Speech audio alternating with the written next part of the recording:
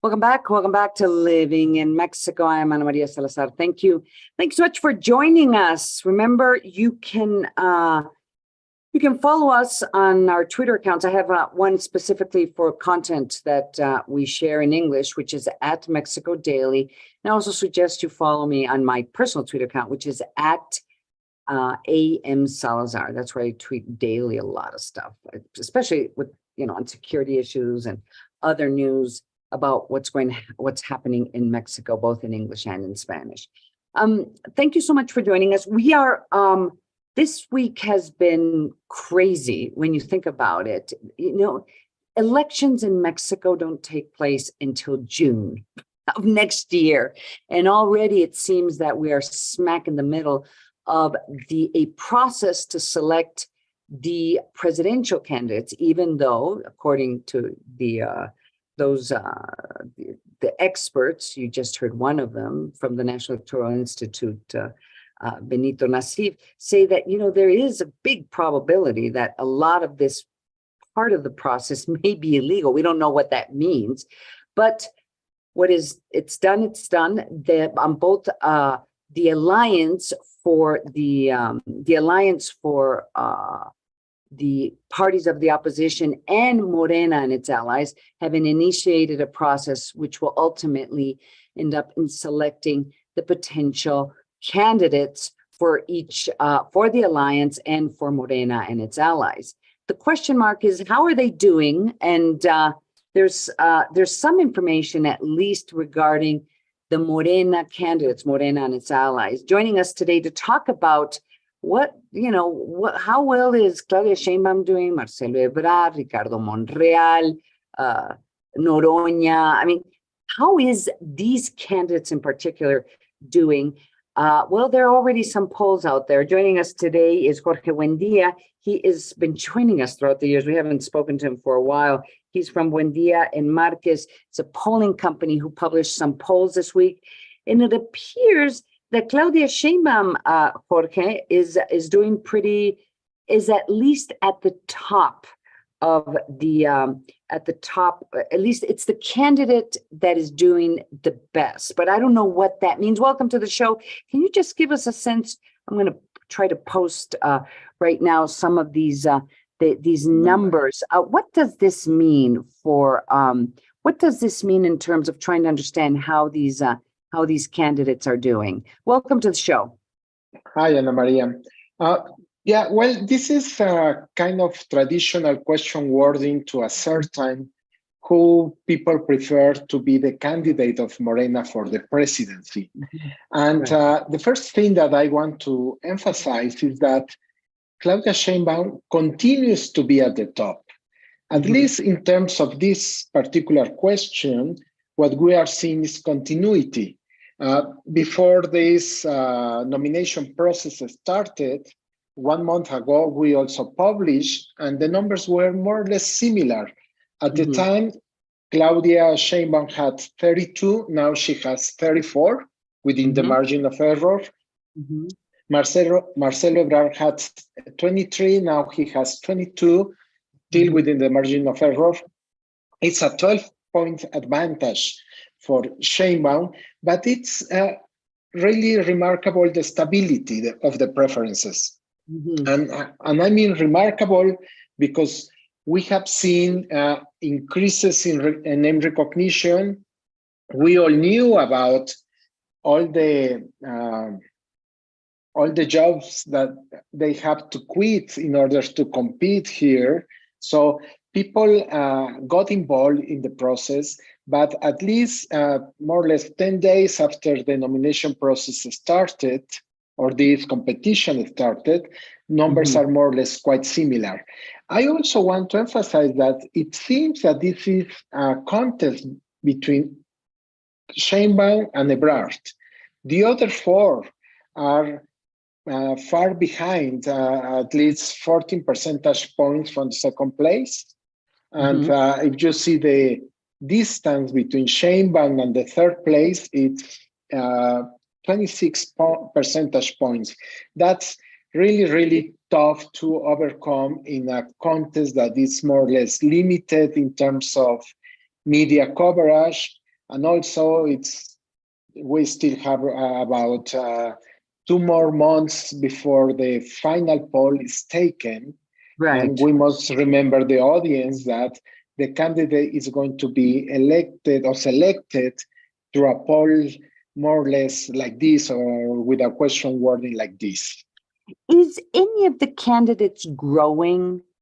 Because it does appear that at least in terms of losing support, it seems that Adán Augusto is not only not growing, he may be losing some support.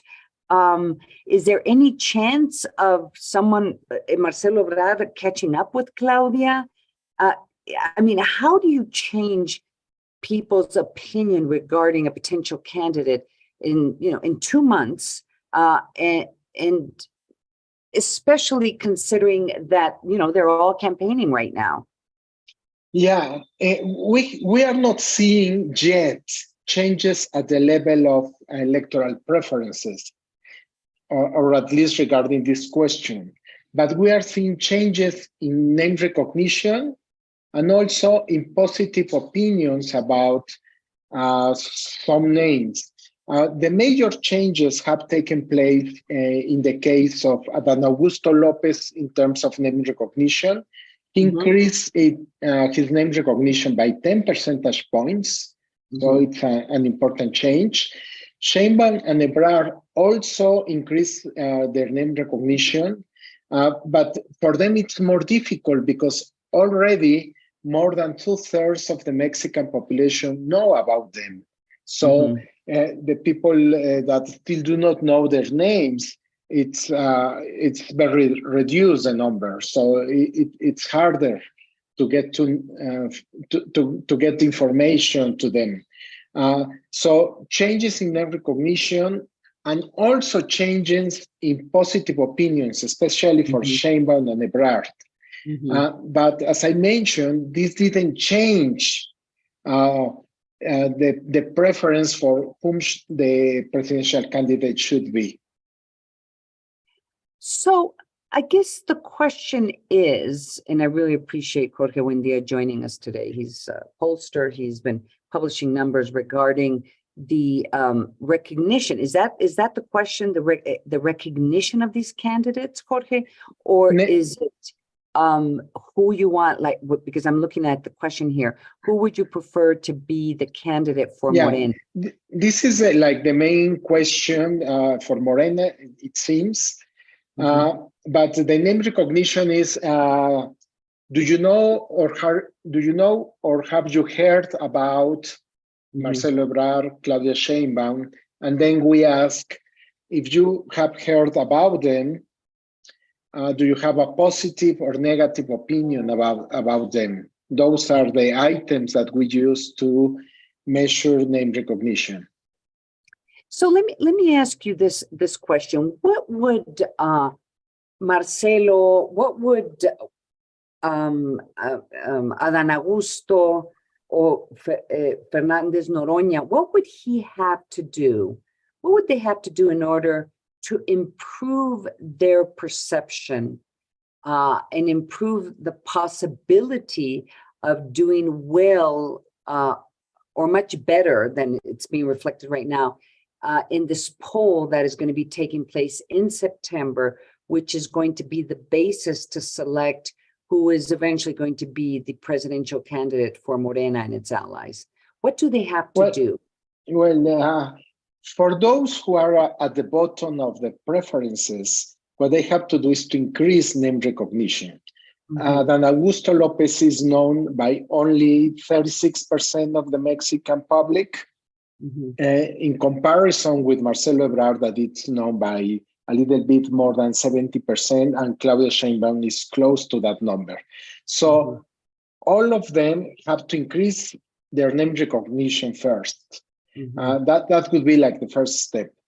In the case of Ebrard, probably it's a little bit tougher because it doesn't depend on increasing name recognition. For him, he's almost as good as it gets before an official presidential campaign. So he has to change people's perception about him, and that's harder because he has to convince people who know about him and about Sheinbaum that he's the best choice. And that takes a little bit, it's a tougher job than just to increase your name recognition. Do we know if this poll is going to only poll people who are followers of Morena, followers of President Manuel Lopez Obrador, or is this survey or poll going to be polling everybody? It's going to be an open poll. Yeah, it's going to be an open poll, open to the Mexican public. Well, that's interesting because so then the question mark is how those non-followers of Andrés Manuel López Obrador or those who have criticized this administration are going to be reflected in this poll, right? Yeah, here the first thing is that if they want to answer the question, the survey first, and then if they want to answer the question about whom do you want the candidate of Morena to be. If you are a strong panista, probably you will say no one, no? So that's going to be reflected, and the survey allows the possibility that people say this. So, but that's going to be a filter, but it's not going to be a filter that is going to be imposed on the public, but it's the people that it's going to say, I don't want any of this. So the survey will allow it. Well, Jorge, Buendia, it's great to talk to you. It's great that you joined us today, and promise me you'll join us really soon as we get better polling regarding those who want to be the candidate for the alliance of the opposition, because we still really don't even have an exact count how many are going to participate in this process, as many of them, as you know, dropped out of the race this week, including Lili Telles, Claudia Ruiz-Massieu. Who else dropped out? Germán Martinez, those who at least had some reflection in the national polling. And of course, joining us this week was Xochitl Galvez, right?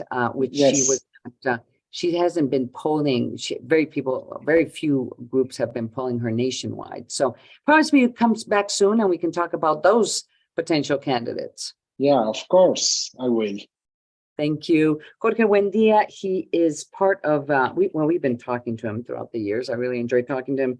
He is he's a partner at Buendia and Marquez, which is a polling company. They've been publishing very interesting numbers in recent weeks. Thank you. Thank you so much for joining us. We're going to go to commercial break. I'm Ana Maria Salazar, and you're watching and listening to Imagen